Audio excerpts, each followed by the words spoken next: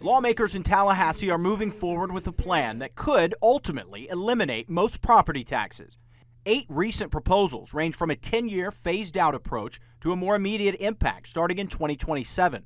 Representative Alex Andrade says eliminating property tax is achievable, but will undoubtedly come at a cost. There will have to be some type of accommodation for alternative revenue. Andrade tells me it would take a roughly 2% increase in sales tax to fully eliminate property taxes across the state. We already have significant homestead protections in Florida.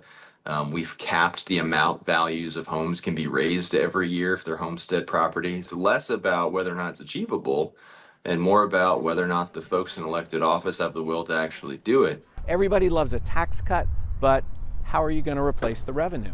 Local economist Dr. Rick Harper says it's difficult to forecast how the state would overcome a shortfall. Eliminating property taxes was a central focus for the Florida Doge headed by CFO Blaise Ngolia.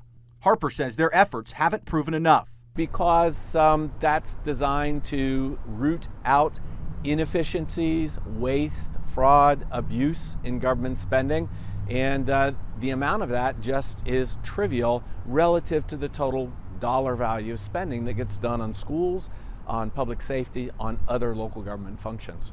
The Florida Education Association says roughly 50% of public school funding comes from local property taxes. That's roughly $7 billion statewide, according to the Florida Policy Institute. In the proposals, lawmakers promise school taxes or law enforcement funding won't be impacted. Harper says it will be difficult to make up for the lost revenue. And so those are the sorts of questions that aren't yet addressed.